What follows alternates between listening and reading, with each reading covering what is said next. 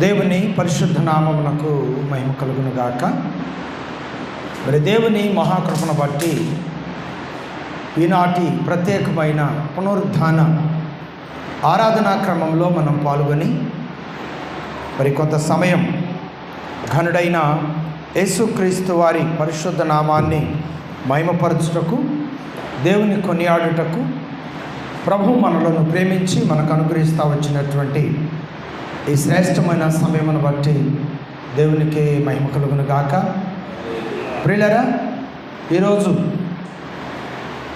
చాలా ప్రాముఖ్యమైనటువంటి పునరుద్ధాన దినము. ప్రభువైన యేసుక్రీస్తు వారు మన పట్ల చేసినటువంటి శ్రేష్టమైన ఆ త్యాగమును మనం జ్ఞాపకం చేసుకొనొచ్చు. దేవునికి ప్రత్యేకమైన కృతజ్ఞతా వందనాలు చెల్లించటము, అలాగే దేవుని పాడి కీర్తనల ద్వారా దేవుని నామాన్ని మహిమపరచటం, అలాగే కొన్ని స్పెషల్గా ప్రభు మన పట్ల, మన బిడ్డల పట్ల చేసినటువంటి మేలులను బట్టి ప్రత్యేకంగా దేవునికి వందనాలు చెల్లిస్తూ ప్రభు సన్నిధిలో ముందు కొనసాగటం దేవుడు మనకు అప్పగించినటువంటి బహుధన్యకరమైన స్థితి అయి ఉన్నదని కూడా నేను తెలియచేస్తూ ఉన్నాను. ఈరోజు స్పెషల్గా మనము దేవుని స్తుతించవలసినటువంటి శ్రేష్టమైన సందర్భం ఏమై ఉన్నదో మనం కొన్ని విషయాలను జ్ఞాపకం చేసుకొనొచ్చు. దేవునికి మనం కృతజ్ఞతా వందనాలు చెల్లిస్తూ దేవుని సన్నిధిలో ముందుకు కొనసాగేటట్టు వారిగా ఉందాం. సామెతల గ్రంథము 10వ అధ్యాయము 27వ వచనంలో ఉన్నటువంటి కొన్ని శ్రేష్టమైన మాటలు మనం ఈ సమయంలో జ్ఞాపకం చేసుకుందాం. పిల్లరా, యెహోవా యందు భయభక్తులు కలిగి ఉండుట దీర్ఘాయువునకు కారణము. యెహోవా యందు భయభక్తులు కలిగి ఉండుట దీర్ఘాయువునకు కారణము. ఈరోజు మనందరము కూడా ఎన్నో సంవత్సరాలు సంపాదించుకోవాలి, గొప్ప దీర్ఘాయువును సంపాదించుకోవాలి, ఈ లోకంలో మంచి సాక్ష్యం సంపాదించుకోవాలి, అలాగే ఉన్నతమైన స్థాయిని సంపాదించుకోవాలి, గౌరవార్థమైన లైఫ్ను సంపాదించుకోవాలి, డబ్బు సంపాదించుకోవాలి, పేరు సంపాదించుకోవాలి. ఈ లోకంలో మన కళ్ళకు కనిపించే ప్రతి పరిస్థితులన్నీ కూడా మన సొంతం కావాలని ఆశించే సమాజంలో మనం ఉన్నాం. సహజంగా ఈ ఆలోచనలు ప్రతి మనిషిని తడుతూ ఉంటాయి. ప్రతి మనిషి ఈ లోకంలో తన జ్ఞానమును తను గుర్తించిన తర్వాత తన ఆలోచన చొప్పున తను ప్రయోజకులు కావాలని ఆలోచన చేస్తూ ఉంటారు. ప్రియులరా, ప్రయోజకులు అవటం, కొంతమంది ధనాన్ని సంపాదించి, బంగారం సంపాదించి, ఉన్నతమైన జీవితాన్ని సంపాదించుకొని విలువగా బ్రతకాలని కొంతమంది ఆశపడుతూ ఉంటారు.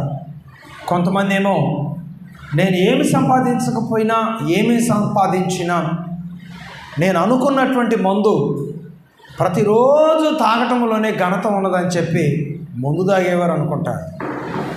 పేకాడేవాళ్ళు ఏమనుకుంటారు, నేను ఘనత నొందాను అనేదానికి ప్రతిరోజు నేను వెళ్ళి కూర్చొని ఆడే ఆట నైపుణ్యంగా ఆడితే నా జీవితంలో నేను విజయాన్ని సాధించినట్టే అనుకుంటాను. ఈ విధంగా ప్రియులరా, ఎవరి ఆశలు వారిని ప్రయోజనకరంగా మారుస్తాయని అనుకుంటారు. లోకస్తుల యొక్క ఆశలేమో లోకస్తుల విషయాలలో ప్రయోజకులుగా ఉండాలని కోరుతూ ఉంటారు. అయితే లోకాశలను, లోక జీవితాన్ని, లోక సంగతులన్నింటినీ విడిచిపెట్టినటువంటి దేవుని బిడ్డలు ఏం కోరుకుంటారంటే, నేను చేయించిన పనిలో ఫలించాలి, నన్ను రక్షించిన నా దేవుని కొరకు నేను గొప్పగా జీవించాలి, గొప్పగా బ్రతకాలి, మంచి సాక్ష్యము కలిగి ఉండాలని దేవుని బిడ్డలైనటువంటి వారు ఆశ కలిగి ఉంటారు. ఈ లోకంలో నువ్వు ఎలాంటి ఆశ కలిగి ఉన్నావు, నువ్వు ఎలాంటి ఆలోచన కలిగి ఉన్నావు, దేవుని ఆలోచన ఏంటి, దేవుని ఆశలేంటి? దేవుని యందు భయభక్తులు కలిగిన ప్రతి బిడ్డ పట్ల దేవునికంటూ ఒక ప్రత్యేకమైన ఆశ ఉంటుంది. ఏంటి ఆశ? క్రీస్తునందు భయభక్తులు కలిగి ప్రభువైన యేసు క్రీస్తునందు పిలువబడిన ప్రతివారు కూడా పరలోక రాజ్యానికి వారసులు కావాలని దేవుని యొక్క ముఖ్య ఉద్దేశమై ఉన్నది. దేవుని ద్వారా పిలువబడిన ప్రతివారు పరలోకానికి వారసులుగా మారాలని, పరలోకానికి వారసులుగా నిలవాలని దేవుడు కోరుకుంటూ ఉన్నాడు. ఈ రోజున మరి ఆయన బిడ్డలంగా మనమేం ఆశిస్తున్నాం? దేవుడు మనల్ని ఏం ఆశిస్తున్నాడు?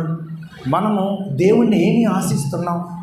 ఈ కమ్యూనికేషన్ కొంచెం జాగ్రత్తగా అర్థం చేసుకోవాలని దేవుని వాక్యం తెలియజేస్తాం. అలాగే దేవుడు మనల్ని ఏం ఆశిస్తున్నాడంటే, తన పిలుపు నుండి తన యొద్దకు వచ్చి తన యందు భయభక్తులు జీవించి దేవుని మార్గంలో నడుస్తూ వచ్చినటువంటి వారంట దైవరుగా ఉండాలని కోరుకుంటున్నారంట. దైవ కుమారులుగా ఉండాలని ఆయన కోరుకుంటున్నాడంట. ఈ లోకంలో స్త్రీలు పురుషులు అనే భేదం ఈ లోకంలో ఉంటుంది. కొంచెం ఇటు వస్తే బాగుంటుందేమో అనేకల్గా బాక్స్ సౌండ్. స్త్రీలు పురుషులు అనే భేదం ఈ లోకంలో మనకి ఇక్కడ ఉంటుంది. కానీ పరలోకములో ఏముండదు. వీళ్ళు స్త్రీ అని వీళ్ళు పురుషులు అనే భేదం పరలోకములో ఉండదు. భూలోకంలోనే మొదటి ఆదాము మొదటి అవ్వ ఈ లోకంలో సృష్టించబడిన తర్వాత వారు పాపము చేయకముందు వారు ఎలా ఉన్నారు? దేవుని దృష్టిలో నీతిమంతులుగా ఉన్నారు, పరిశుద్ధులుగా ఉన్నారు. ప్రతిరోజు దేవుడు వచ్చి వారితో మాట్లాడుతూ ఉండేవాడు.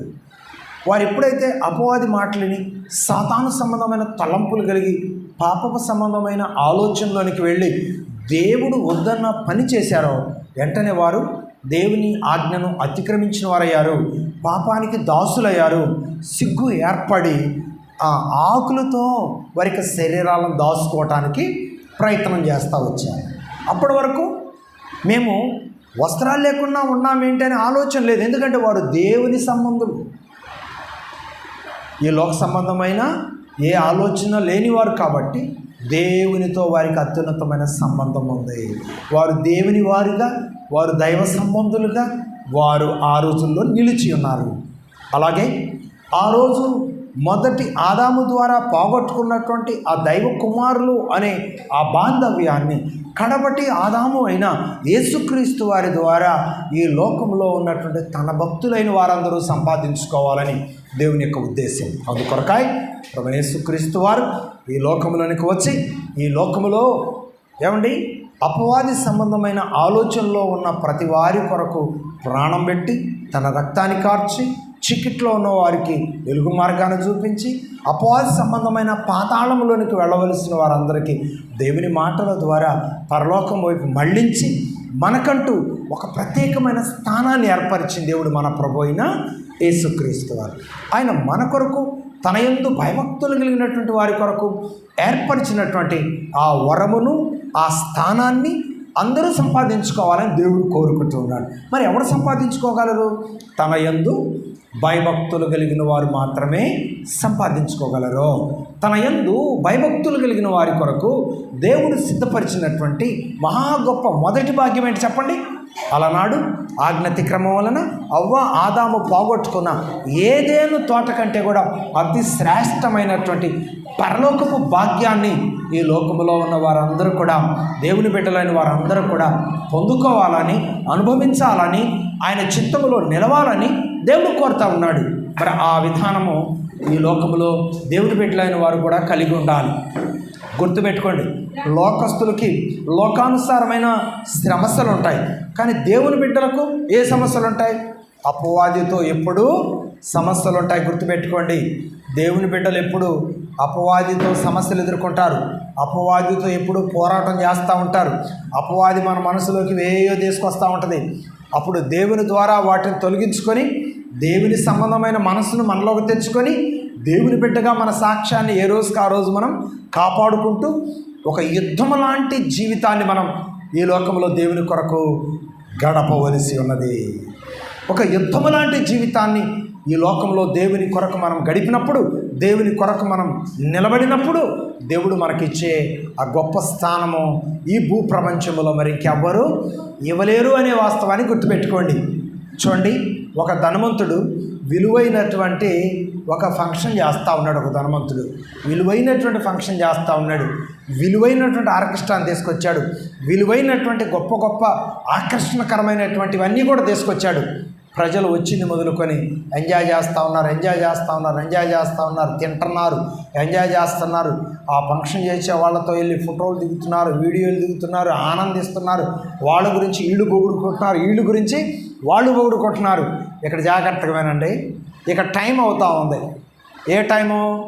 ఇళ్ళకి వెళ్ళవలసిన టైము వెళ్తూ ఉంది. ఇప్పుడు మొదట్లో ఉన్న ఇంట్రెస్ట్ ఇక ఇళ్ళకి వెళ్ళాలనే టైం వచ్చినప్పుడు ఉంటుందా? ఇక ఉండదు. ఎందుకంటే వాడు ఎంత అలంకరణ చేసినా, ఎంత సమృద్ధికరమైన ఆహారాన్ని పెట్టినా, అయ్యా అక్కడి వరకు తింటనే ఉన్నాం, ఇంకేం తింటాంలే, ఇంకా టైం అవుతుంది, ఇంకెళ్ళాలని చెప్పి వారి ఇంటికి వారు వెళ్ళటానికి సిద్ధపడతారే తప్ప ఈయన విందు వినోదాలలో పాల్గొని ఎంజాయ్ చేయటానికి ఇష్టపడరు. ఇది ఎక్కడ ఆనందం అంటే ఈ లోకంలో ఆనందం. లోకంలో ఆనందానికి ఒక హద్దు ఉంటుంది, ఓకేనా? ఎంచుకున్న టైం నుంచి ముగింపు టైం వరకు ఒక హద్దు ఆనందం ఉంటుంది. ముగింపు టైం వచ్చిన తర్వాత నేను ఎంజాయ్ చేస్తాను అనే ఆలోచన ఎవరికి ఉండదు. ఇదిగో మీరు ఆగి మాతో కలిసి ఎంజాయ్ చేయండి అని ఆ ఫంక్షన్ ఏర్పాటు చేసుకున్నవారు కూడా మాట్లాడరు. ఎందుకంటే ఒక లిమిట్ ఉంటుంది. ఒక ఎంజాయ్కి, ఒక ఆనందానికి ఒక లిమిట్ ఉంటుంది. ఇది లోక సంబంధమైంది. కానీ మీరు గుర్తుపెట్టుకోండి, దేవుడు సిద్ధపరిచిన పరలోకానికి లిమిట్ ఉంటుందా? దేవుడు సిద్ధపరిచిన పరలోకంలో ఆనందించడానికి హద్దులు ఉంటాయా? దేవుడు సిద్ధపరిచిన పరలోకంలో అయ్యో ఈ టైం నుంచి ఈ టైం వరకే మనం ఇక్కడ ఉండాలి అనే దానికి ఒక టైమింగ్స్ ఉంటాయా? ఉండవు. ఎందుకంటే పరలోకంలోనట ఎప్పుడు గొర్రెపిల్ల దీపమై దీపస్తంభమై వెలుగుతూ ఉంటుందంట. దేవునికి స్తోత్రం. ఆ గొర్రెపిల్ల దీపం అంట ఎప్పుడూ వెలుగుతూనే ఉంటుందంట. అక్కడ రాత్రి ఉండదు, పగల ఉండదు.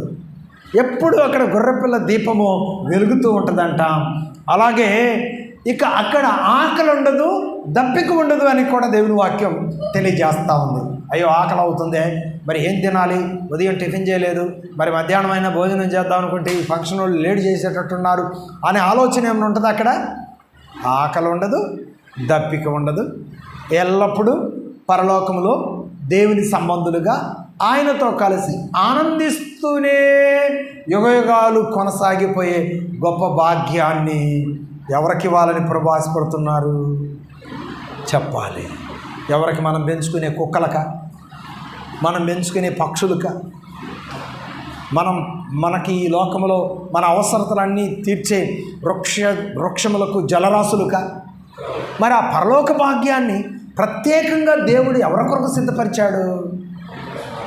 గుర్తుపెట్టుకోండి, కేవలం తన యందు భయభక్తులు కలిగినటువంటి వారికి మాత్రమే సిద్ధపరిచాడు.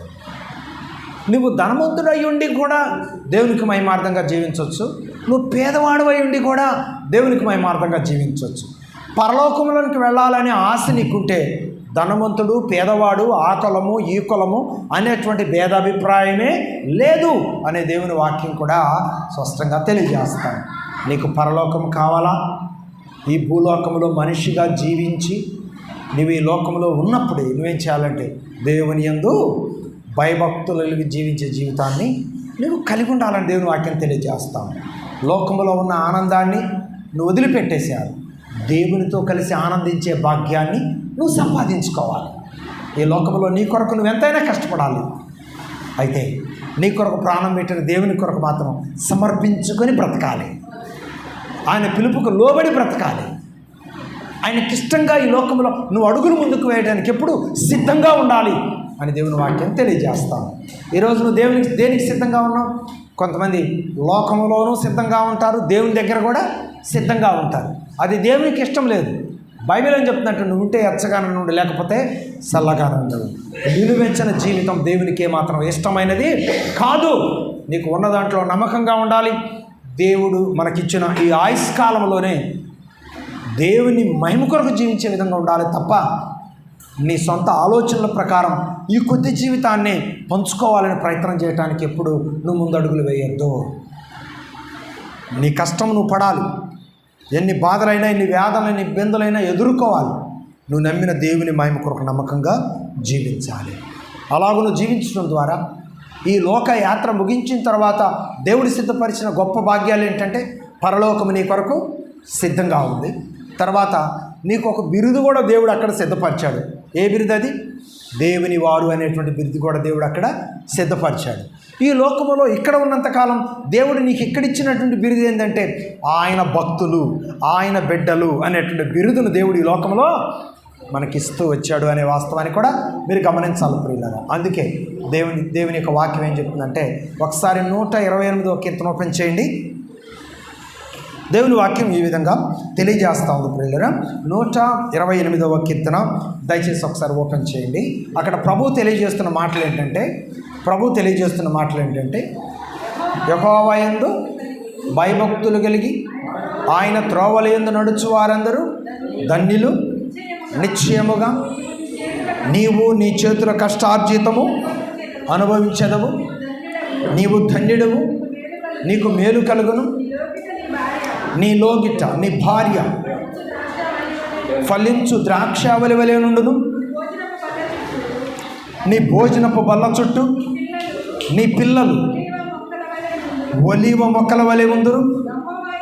యెహోవా యందు భయభక్తులు గలవాడు. చిన్నబాబు తొందరమ్మను. యెహోవా యందు భయభక్తులు గలవాడు ఇలాగూ ఆశీర్వదింపబడును. సియోనులో నుండి యెహోవా నిన్ను ఆశీర్వదించును. నీ జీవితకాలం అంతయు యెరూషలేమునకు క్షేమము కలుగుట చూసేదు. నీ పిల్లల పిల్లలను నువ్వు చూసేదు. ఇశ్రాయేలు మీద ఎంత గొప్ప వాగ్దానం అండి ఈ వాగ్దానం. ఈ భూలోకములో దేవుని యందు భక్తి కలిగిన వారు, మొదట ఆయన నీతిని, ఆయన రాజ్యాన్ని ఎదికిన వారు, ఇదిగో ఈ క్రియలన్నిటికీ వారసులు అవుతారు, ఈ క్రియలన్నిటికీ అర్హులవుతారని స్పష్టంగా మరి దేవుని వాక్యం తెలియజేస్తూ ఉన్నప్పుడు మనమేం ఆలోచిస్తున్నాం? ఫస్ట్ నువ్వు భక్తి కలిగి ఉంటూ నేర్చుకో. ఆ తర్వాత నీ కొరకు దేవుడు సిద్ధపరిచినవన్నీ నువ్వు అనుభవించే అవకాశాలు నీకుంటాయి. నువ్వు భక్తి కలిగి నేర్చుకోకుండా, నువ్వు కలిగిన దాంట్లో నువ్వు మొదటగా దేవునికి ఇవ్వాల్సిన ఇవ్వకుండా, నీ జీవితంలో నువ్వు అనుభవిస్తున్న 24 గంటల్లో మొదటగా దేవునికి ఇవ్వాల్సిన సమయభాగం దేవునికి ఇవ్వకుండా, దేవుడు నాతో లేడు, దేవుడు నేను ప్రార్థన చేస్తుంటే వినటం లేదు అని చెప్పి చాలామంది దేవుడు నాతో లేడు అని చెప్పి దేవుని మీద అలగటానికి ప్రయత్నం చేస్తాం. ఏమండి, దేవుని మీద అలిగేంత గొప్పవాళ్ళం కాదు మనం. మన దేవుడు ఎలాంటి వాడో తెలుసా? ఏదో ఒకరోజు నువ్వు దేవుడిని అసహించుకున్నా, నువ్వు దేవుడిని త్రోసివేయటానికి ప్రయత్నం చేసినా, నిన్ను త్రోసివేయకుండా నిన్ను ఎదుక్కుంటూ వచ్చే దేవుడు మన ప్రభు అయిన యేసుక్రీస్తు. అందుకని భక్తులు అన్నాడు, ప్రియులారా, దేవుని యందు విశ్వాసం కలిగినటువంటి వారిని ఆయన ఎన్నడూ త్రోసివేసే దేవుడు కాదు. ఆయన ఎలాంటి దేవుడు అంటే, ప్రార్థించకపోయినా పలకరిస్తూ ఉంటావు, మాట వినకపోయినా మాట్లాడుతూ ఉంటావు. ప్రార్థించకపోయినా పలకరిస్తూ ఉంటావు, మాట వినకపోయినా మాట్లాడుతూ ఉంటావు. ఎందుకింత ప్రేమ నాపై యేసయ్యా, ఎందుకింత జాలి నాపై యేసయ్యా. ప్రియులారా, దేవుడి సంకల్పం ఎలాంటిది? ప్రార్థించకపోయినా ఆయన మనల్ని పలకరించే దేవుడు మన ప్రభు అయిన యేసుక్రీస్తు. మరి మన స్వభావం ఎలాంటిది? ఆ అమ్మ అట్లా వండుకొని అట్టేయకపోతే ఆ అమ్మతో మాట్లాడడం, ఇంకా మూతి ఇంతలోని పెట్టుకొని ఆ పక్క అమ్మతో మాట్లాడడం. నువ్వు మాసం కూర తెచ్చుకోలేదు, పక్క అమ్మట తెచ్చుకుంది, ఒక మొక్కానింత చారు కూడా వేయలేదేమి అది అని చెప్పి ఆ పక్క అమ్మటోళ్ళకి చెప్పడానికి ప్రయత్నం చేస్తావు. ఏమ్మా, మరి తనకెన్ని బాధలు ఉండేవో అనుకుంటావా? తన డబ్బులతో తన కూర తెచ్చుకుంటూ తను వండుకుంటుంది, తను తింటుంది, నీకే లేదని నువ్వు వలకపోవటంలో అర్థం ఏంటి? ఇది మానవ స్వభావం. చెప్పండి, ఇదేంటండి? ఇది మానవ స్వభావం. కాబట్టి ప్రియులారా, మానవ స్వభావాన్ని ఎప్పుడు దేవుని దగ్గర చూపించడానికి ప్రయత్నం చేయకూడదు. పక్క మనిషి మీద అలిగినట్లుగా దేవుని మీద అలగటానికి ప్రయత్నం చేస్తే మనంతటి వాళ్ళమండి. అందుకే మన ప్రార్థన ఆలకించకపోయినా మనం ఏం చేయాలంటే ఆయనతో మాట్లాడే ఆశను మాత్రం మనం కలిగి ఉండటానికి ఎప్పుడు ముందుండాలి. దేవుడు మనకు సహాయం చేసినా చేయకపోయినా దేవుని చిత్తం నెరవేర్చడానికి మనం ఎప్పుడూ సిద్ధంగా ఉండాలి. దేవుని వాక్యం తెలియజేస్తాను. మరి నీ సిద్ధపాటు ఎలా ఉంది? దేవుని యందు భయభక్తులు కలిగి జీవించటమే దేవుడు నీ కొరకు సిద్ధపరిచిన అమూల్యమైన సిద్ధపాటు. దేవుడు నీకు అనుగ్రహిస్తున్నటువంటి వాగ్దానం ఏంటంటే, నువ్వు దేవుని యందు భయభక్తులు కలిగి ఉండటమే దేవుడు నిన్ను కోరుకుంటున్న మొదటి కోరిక. భక్తి కలిగి ఉండటం ద్వారా నీ జీవితంలో నువ్వు కలిగే ప్రయోజనాలు ఎన్ని ఉన్నాయండి. ఈ లోకంలో యేసు జ్ఞానమయందును, వయస్సు యందును, దేవుని దయందును, మనుషుల దయందును వర్ధిల్లుచుండెను అని దేవుడిచ్చినటువంటి శ్రేష్టమైన ఆ వాగ్దానము ఏం చేస్తే, ఆయన యందు భక్తి కలిగి జీవించడం ద్వారా దినదినము క్షేమాభివృద్ధి నుండి ఎదిగే విధంగా ఆయన కృప సహాయం చేస్తూ ఉందని కూడా దేవుని పేట నేను కోరుతా ఉన్నాను. మరి ఈ సమయంలో ప్రత్యేకంగా నేను తమ్ముడు చిన్నబాబు లుధియా గురించి నేను దేవునికి ఎంతగానో వందనాలు చెల్లిస్తూ ఉన్నాను. ఎందుకంటే మరి వారు దేవుని బిడ్డలుగా మారినది మొదలుకొని వారి కష్టం ఏదో వాళ్ళు చేసుకుంటూ ఉంటారు. దేవుడిచ్చింది తింటూ మరి చక్కగా దేవుని యందు అన్ని విషయాల్లో క్రమము కలిగి ఉంటూ మరి దేవుడు వారికి ఇచ్చినటువంటి బిడ్డలను చిన్న వయసు నుండే వారు దేవునిలో గొప్పగా వెదగాలి, దేవుని యొక్క దీవెనలతో వారు గొప్పగా ఫలించాలని కోరుకుంటూ ప్రార్థన చేస్తూ ఉన్నటువంటి కుటుంబంలో మరి వీరి కుటుంబం ఒకటి అని ప్రభుపేట నేను చాలా గొప్పగా చెప్తా ఉన్నాను.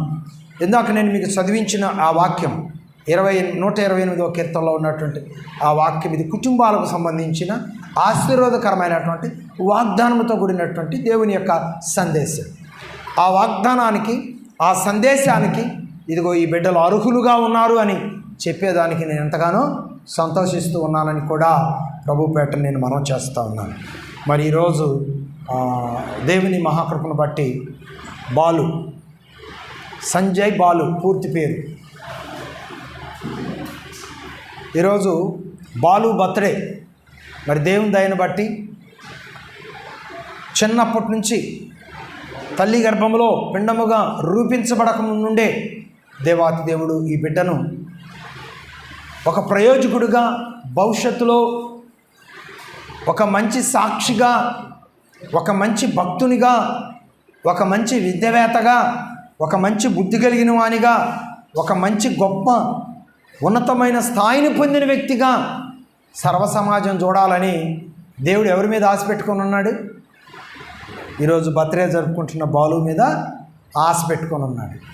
ఎవరూ నేర్పలేదు, అద్భుతంగా కాంగో ప్లే చేస్తున్నాడు. ఎవరు నేర్పారు చెప్పండి? ఎవరు నేర్పారు? ఆయన పట్ల ఆయన బిడ్డలైన వారు కలిగి ఉన్న ఆసక్తిని తన బిడ్డలైన వారికి ఖచ్చితంగా నెరవేర్చే దేవుడు, తీర్చే దేవుడు మన ప్రభు అయిన యేసుక్రీస్తు వారు. అలాగే ఇప్పుడు కొంచెం పెద్దవాడు అవుతున్నాడు. ఎన్నో బర్త్డేనా? 13. దేవుని మహాకృపను బట్టి 12 పూర్తి చేసుకొని 13లోకి వచ్చాడు. మరి ఇక వయసు పెరిగే కొంది, ఆయుస్సు పెరిగే కొంది పెద్దవాడు అవుతాడు. పెద్దవాడయ్యే కొంది బాధ్యతలు పెరుగుతూ ఉంటాయి. ఏం బాధ్యతలు? చదువు బాధ్యతలు పెరుగుతూ ఉంటాయి, వయసు బాధ్యతలు పెరుగుతూ ఉంటాయి, చదువు బాధ్యతలు పెరుగుతూ ఉంటాయి. వాటితో పాటు ఏ బాధ్యత పెరగాలి? దేవుని యొక్క బాధ్యత కూడా పెరగాలి. దేవునికి స్తోత్రం. 13 సంవత్సరాలు మరి దేవుని దయను బట్టి 12 సంవత్సరాలు పూర్తి చేసుకొని 13లోనికి ప్రవేశిస్తూ వచ్చాడు. మరి ఈ 13 సంవత్సరాల వరకు అద్భుతంగా ఒక దేవుని సన్నిధిలో ఒక వరాన్ని పొందాడు. ఏంటంటే ఆ వరం వాయిద్యము వాయించే వరాన్ని పొందాడు, పాట పాడే వరాన్ని పొందాడు. ఓకేనా? మరి దేవుని చిత్తమైతే ఫ్యాడ్ కొట్టే విధంగా కూడా దేవుడు సహాయం చేయనాగున ఆ దేవుడు ఈ బిడ్డను దీవించునుగాక. బాలు ఫ్యాడ్ కొట్టాలి, తిమోతి కీబోర్డ్ వాయించాలి, అద్భుతమైన ఆరాధన మనం మరి కలిగి ఉండటానికి ప్రభువు సహాయం చేయునుగాక. మరలా బాలు ఉన్నతమైన చదువులకు వెళ్ళే టైం కల్లా ఇప్పుడు ఎన్నో క్లాసు 7th, అంటే ఇంకా మనకు ఒక్క 8th వరకే మనకు ఛాన్స్. బాలుతో మనకి ఎప్పుడు కావాలంటే అప్పుడు అత్యున్నతమైనటువంటి కాంగో అనుభవం ఉండేది. 9thలోకి వెళ్ళిన కానించి వాళ్ళని ఇక జాగ్రత్తగా వాళ్ళ పరిధిలోకి తీసుకుంటారు మాస్టర్స్. ఇక 10thలోకి మనకు అందకుండా చేస్తారు. అందు నిమిత్తం మరి ఈలోగానే అన్ని నైపుణ్యతలు బాలు చదువుతో పాటు భక్తితో పాటు వాయిద్య కళా విధానంలో కూడా ప్రయోజకుడిగా వర్ధిల్లాలని ప్రభుపేట నేను కోరుతా ఉన్నాను. ఎంత వయసు పెరిగినా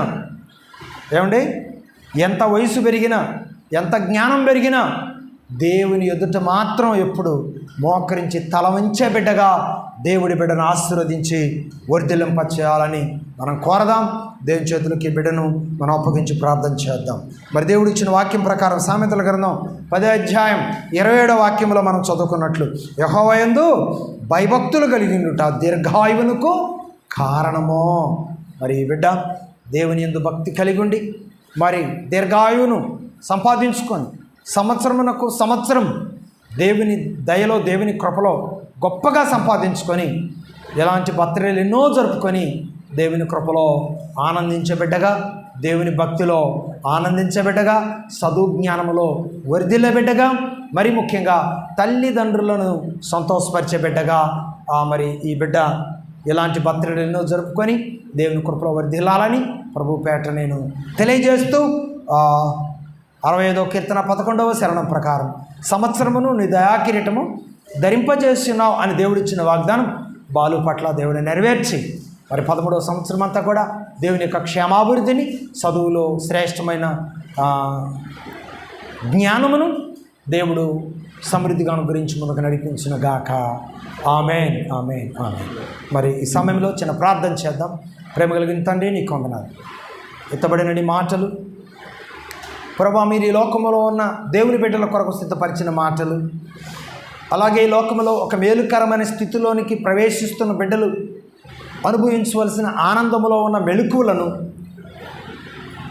ప్రభా మీరు మాతో మాట్లాడుతూ వచ్చిన విధానాన్ని బట్టి వందనాలు. బాలు బర్త్డే సందర్భంగా ఇక జరగవలసిన నెక్స్ట్ కేక్ కటింగ్ కార్యక్రమం, మిగతా కార్యక్రమాలన్నీ కూడా నీ నామమునకు మహిమార్థంగా నడిపించి ప్రబోధ చేసి మహిమ పొందను.